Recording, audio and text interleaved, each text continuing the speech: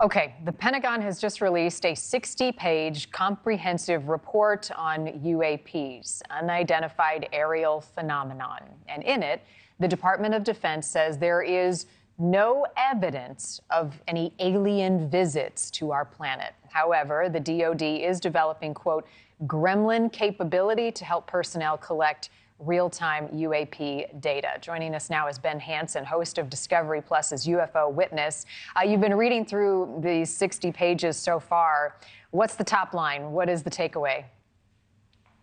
Right. So there's a lot of information in here. I think what surprised me, first of all, is they've got very granular, very detailed into making rebuttals against some of these claims. In the public, we had no idea what the allegations were until now. And so they're actually talking about specific programs, alleged programs of reverse engineering. So yes, you're correct. They have denied that any of these investigations have resulted, quoting, even one case of UAP representing off-world technology. I don't know what we expected them to say. And also, though, they said the majority of the interviewees' claims they've been able to disprove, but some are still under evaluation. One of the really cool things is they actually acknowledged that one of the programs in the intelligence community was expanded to include reverse engineering. So that would be crash retrievals. They said it was de-established because later it was deemed unwarranted. So why would you create a program in the first place to look at reverse engineering if there wasn't any evidence concern of it? Right. So let's dive into that a little bit more, because the claim has been that there is a retrieval program, that foreign alien craft has been found, and we haven't seen evidence of it yet. Witnesses say that they have seen it by firsthand or secondhand knowledge. So what are they saying here, that it does or doesn't exist? Well, it looks, as we're going through this, they named the program. There's a program they said called Kona Blue that did exist. It was an expansion of an existing program, and then it was de-established. If there's one, like, are there others?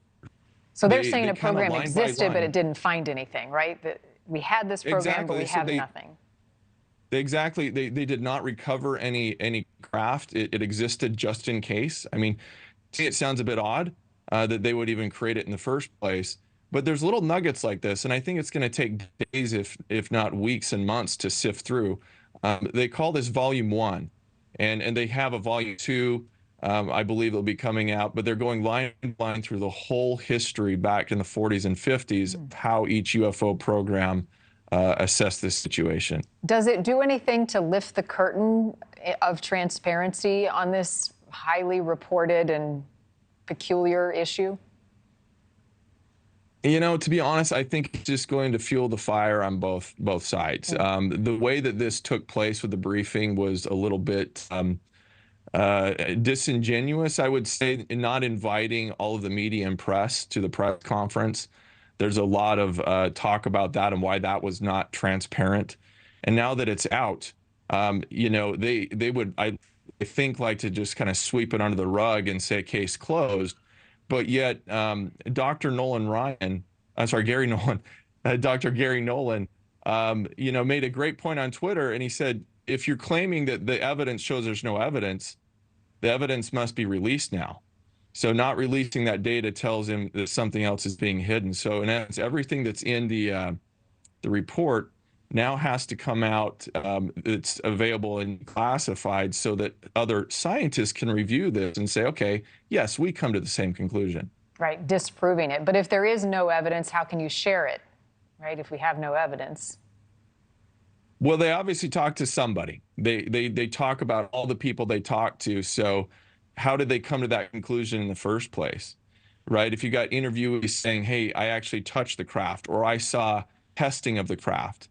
So that is at least their firsthand evidence. But you're right. If we don't have reports, we don't have the physical evidence. In fact, they do talk about testing some of the metal that was alleged to be, from another worldly craft. And that came back as nothing more than terrestrial.